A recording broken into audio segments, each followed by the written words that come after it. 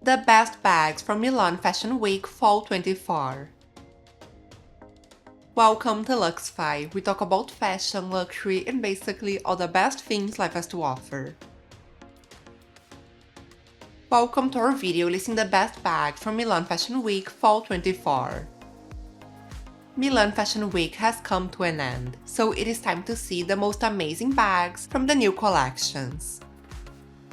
Some old-time classics at Fendi to some new and trendy designs at Gucci, the Fall-Winter 24 bags are worth taking a look at.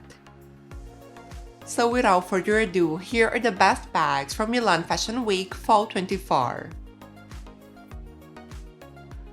If you are new here, welcome. Be sure to subscribe and check out my new website, luxify.com. Bottega Veneta. For his Fall 24 collection, Matteo Blasi focused on the day-to-day. He wanted to make a monument out of the everyday. These were clothes made for daily life, but there was nothing ordinary about them. From coats to skirts and dresses, there weren't many embellishments, but the pieces were far from simple. The technique was in the fabric itself. As for the bags, we saw some Bottega icons appear once more. The hop was showed in both intrecciato and smooth leather.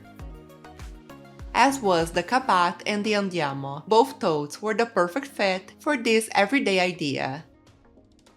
Double bags continue to be a theme for the brand, pairing a small flap with a big tote for ultimate style delivery.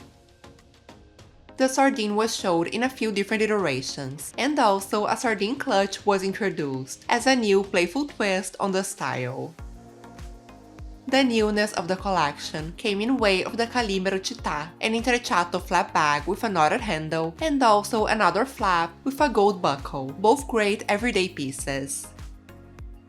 You can see how Blasi is tapping into Bottega Veneta's origins of Italian craft and timeless style, all done with a new and contemporary flair. Ferragamo. About his Fall 24 collection, designer Maximilian Davis said, "The 1920s used clothing as a way to celebrate freedom, and that expression of freedom is something that resonates with me, my heritage, and with Ferragamo." The 20s were present in some feathered and fringed party dresses, but most of the collection represented a different 20s, one with a somber and military aspect to it. There were some long belted coats, dresses, suits, and overalls, making us wonder how similar to the 1920s the 2020s actually are. As for the bags, the hug was presented in many different shapes, like shoulder, clutch, and tote, proving it will continue to be a neat bag in the seasons to come. The new Ferragamo bag, the Fiamma, was also a standout piece of the collection, showed in different colors and sizes. The utilitarian aspect of the collection was made clear in the big practical totes that made the rounds. There was also a little party in the form of mini hug bags, embellished with feathers and crystals. Maximilian Davis was tasked with the revival of the classic Italian brand. We can see how he caters to a younger and more modern clientele without losing the core of Ferragamo. I have to say, I have been really enjoying his work so far. Versace. Donatella Versace said the collection was about rebel girls like Suzy Sue and shy genius boys like Prince. The collection was as refined and polished as you can expect from Versace. It was a little grunge, but not overdone. Structured jackets, hourglass silhouettes, and tweed suits showed how Versace can master the quiet aesthetic without losing its flair. The bags wore overall classic silhouettes with iconic Versace motifs, like the top handles with the Medusa buckle that were showed in different colors and prints, as well as the flap bag with a chain strap that also featured a small Medusa clasp. From big tote bags to small clutches, there were many options to suit all tastes. There were even some woven leather bags that are strangely similar to Bottega Veneta. A pared back collection of wearable clothes with a little Versace sparkle. In a time of economic crisis, it seems like the smart thing to do. If you are enjoying this video so far, please subscribe to my channel, so I can continue to bring you the best content about fashion and luxury living. Gucci. My favorite show of the season, I have to say, I've been loving Sabato De Sarno for Gucci.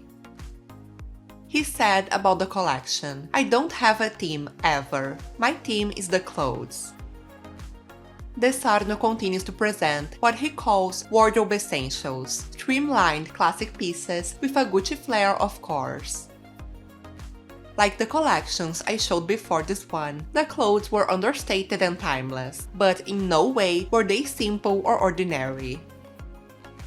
From long coats to see-through dresses, the collection was streamlined, elegant, and fun, combining both the practicality of everyday garments with the excitement of some unique pieces. If these are closet essentials, I feel I have some serious catching up to do. As for the bags, there was a new half-moon bag in patent leather with the double G logo that feels vintage and modern at the same time. There was also a dumpling-like clutch with a gold chain that is very chic. The jacket made the rounds in patent leather and croc effect in different colors. A new bamboo handle mini tote has a Gucci allure and a timeless silhouette. Another new bag showed was a padded flap with a top handle and a double G logo. Inspired by the house archives, I can see this bag becoming super popular in the upcoming seasons. I enjoy fashion shows the most when they are about quality pieces made with the house's historic codes and emblems, not when it is about viral Instagram moments that are made to shock. That is why I enjoy this one so much. Unique pieces made with the classic Gucci style we all know and love. Prada. For creative directors Miuccia Prada and Hef Simmons, the starting point of this collection was the bow. At the same time representing nostalgia, femininity, and youthfulness, the bow came in coats, dresses, and bags, romanticizing the past. The feminine bows were also juxtaposed by sharp tailoring and harsh silhouettes, with an utilitarian feel to them. The bags were all attached to small belts that hanged from the model's arms, a unique detail that spoke to the 1950s nostalgic feel of the collection.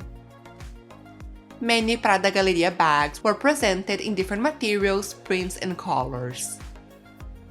As was the Clio, showed both with and without the flap. The new Prada buckle bag was the only bag that didn't swing from the belt on the model's arm, seeing it already has the characteristic belt buckle. There were also some embellished clutches, bucket bags, and bowling bags, all with the removable belt buckle, of course.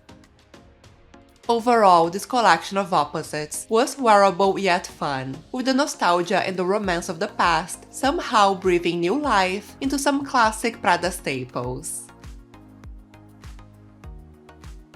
Fendi.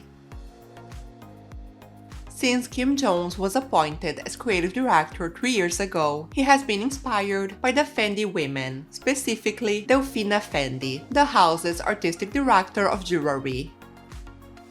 He was inspired by the way she dresses, but also so much more, like the house archives, England in the 1980s, Japanese designers, and Rome, the city where Fendi was founded.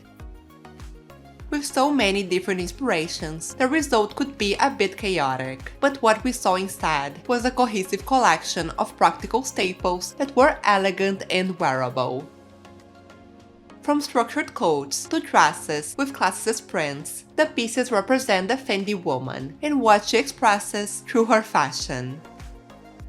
For the bags, Silvia Venturini Fendi was inspired by the 99 years of Fendi history and revived the classics of the house. The Fendi, by the way, was brought back in a few sizes and colors that breathe new life into this old favorite. The classic peekaboo bag was of course present in different letters, colors, prints, and embellished by charms. The baguette bag was printed in different classicist prints, tying them with the theme of the collection. The surprise was a new satchel bag that was showed in medium and mini sizes, called the Simply, which was often accompanied with other different sized bags, proving Fendi is also a fan of the double bag trend. I have to say I am not usually a fan of Fendi's ready-to-wear collections, but this one was a concise, cohesive collection that was elegant and practical, and it showcased some amazing bags. Let me know in the comments below which one was your favorite. Comment below which brands you would like to know more about. And make sure to check out my video about the biggest handbag trends for Spring 24. Thank you for spending some time with us, and make sure to like and subscribe so you never miss a video. In return, I'll provide you with the best content about fashion, travel, and luxury living. See you soon!